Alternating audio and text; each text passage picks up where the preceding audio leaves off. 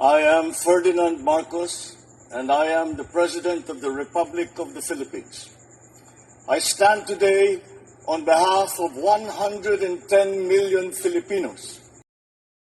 Hello Universe, it's me again. Shoutout sa inyo mga kababayan. Hello sa mga Marcos Loyalists, supporters, Filipino and OFW. Ayan, may updates tayo guys. Napaka-controversial ito, no? At viral ito.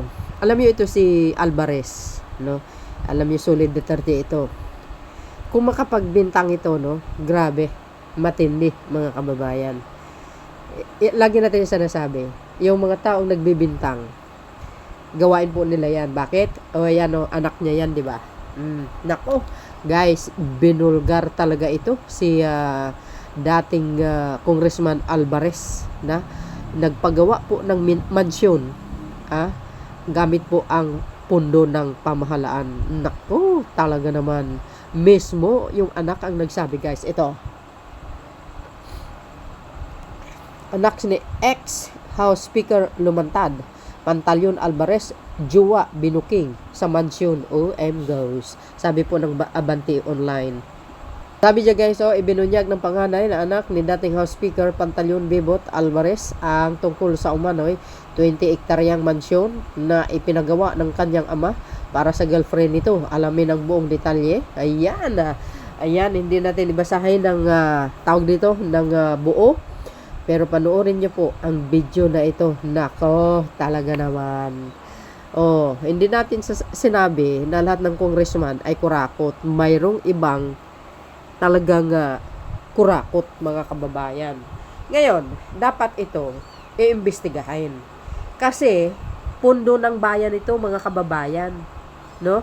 Pundo ng bayan ito Hindi pwedeng hindi imbestigahin. Sa akin lang ewan ko lang sa inyo. Ano guys ang kapalagayan nyo? Ito, baka hindi kayo mapalagay. Panoorin nyo ito guys, no? Para kompleto, detalyado. Don't forget to like, hit the button bell para laging updates sa ating mga next upload video. Follow me guys and likes. Eto na. Listo ng mismo anak ni outgoing Davao del Norte First District Representative and former Speaker Pantaleon Alvarez ang umano'y ipinagawa niyang mansyon para sa kanyang girlfriend na galing umano sa pera ng gobyerno. Naging District Chief of Staff ni Pantaleon ang kanyang panganay na anak na lalaking si Alfonso mula 2019 hanggang early 2024. Ayon kay Alfonso, nakuha ng mambabatas ang 20 hektaryang lupain at doon ipinatayo umano ang nasabing mansyon ng girlfriend nitong si Jen. Aminin, di ba, na totoo, pero andyan na nga, no? Pinagawa niya ng mansyon si Jen Maliwanag, yung girlfriend niya, dito sa Botanical, no? Ang nagpagawa nun, si Kong. Naka-acquire siya ng parang 20 hectares na property dito. Tapos doon niya pinatuyo yung mansion ni Jen. Malaki yan It's a 20-hectare property and yung mansion is sitting on top of a hill. Dagdag pa niya, hindi kakayanin ng ordinaryong tao magpagawa ng ganong kagarbon dahanan dahil napapalibutan ng concrete parameter wall o sementadong pader ang buong 20 hectares ng lupain mula sa baba paakyat ng mansyon. Gayunpaman, nilinaw ni Alfonso na wala silang kinalaman ng kanyang mga kapatid sa pagpapatayo ng bahay. Ito'y matapos madawit ang pangalan nila sa issue tungkol sa umano'y mansyon. Pero alam ko, pera ng government yung yung ginamit pa, yung mula sa mapapaakyat doon sa bahay niya. Kurakot Sinabihan pa niya yung more. contractor idiretso na doon sa bahay niya yung kalsada. Yung road to my mansion na yan, kami magkakapatid, pamilya namin, wala kaming kinalaman dyan. Na kami, no, ako, mga kapatid ko, may kanya-kanya kaming tirahan. Yung road to my mansion na yan, ginawa talaga yan para kay Jen. Yung girlfriend ni Papa, ni Kong Belmont. Yan din yung question na mystery na kahit ako hindi ko alam. Sa pagkakaalam ko, no, wala naman siyang malaking negosyo na kaya siguro magpatayo ng ganyang kalaking propiedad or mansion. Pero yung property dyan, no, total nasabit na nga lang din naman pati yung mga pangalan namin Wala po kaming kinalaman dyan, hindi po kami nakatira dyan, at never po kaming tumira dyan. Meron po kaming mga sarili-sariling bahay na inuwian.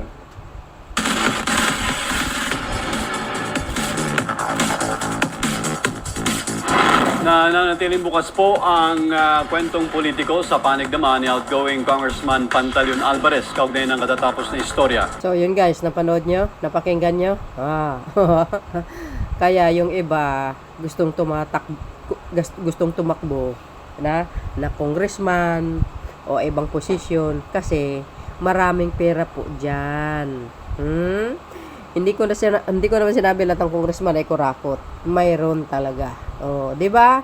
Siguro naman malinaw sa inyo yung itong siniwalat ng anak ni Alvarez. Ito si Alvarez kung makapagsalita ito laban sa gobyerno, aba feeling malinis. Ngayon, ano ngayon 'yan? Oh, ano guys ang kapalagayan nyo? Basta dumikit ka sa pinuno nyo, nahigad, dagay. Lahat kayo apektado. Maano kayo, mahawaan kayo sa karma talaga eh. Sabi ko na nga ba, unti-unting lumalabas ang katotohanan. Anong sabi ng Biblia? Oo. Huwag kang gaganti. Yung mga pang-alipusta nila kay Pangulo, paninira nila kay Pangulong Marcos Jr., grabe to the max. Anong sabi ng Biblia guys? Huwag kang gaganti. Mananatili kang magpapakumbaba. Ako po ang gaganti. Ika nga, sabi nga sa Biblia, ako ang gaganti sa kanila para sa iyo. Goes. Ilalabas lahat ng baho. Oy. See, dating speaker ito, guys, alalahanin nyo, dating speaker yan. Tapos, gusto ni Sara Duterte maging speaker si Pulong. Oh my goodness. Kaya, mga bes, shout out kay, dating Congressman Alvarez, sir. Yung anak mo na mismo ang nagsiwalat. Alam nyo mga besa, biblical po yan. Don't trust anybody except God. Bakit? Even yung kapatid, nanay mo, magulang mo, kaya kanilang ipagkanulo ngayon at nangyayari nga. Biblical po yan. Yan po ang salita ng Panginoon. Kung may pagkatiwalaan man tayo, yun ay ang walang iba kundi ang ating mahal na Diyos at sa sarili po natin, no? Yan, ganyan eh. Ito nga ang last but not the least, walang usok na hindi uusok. So yun guys, ang aking pinaka-latest updates video. Kayo na pong bahalang musga. Bye bye bye, yan babus. God bless Philippines.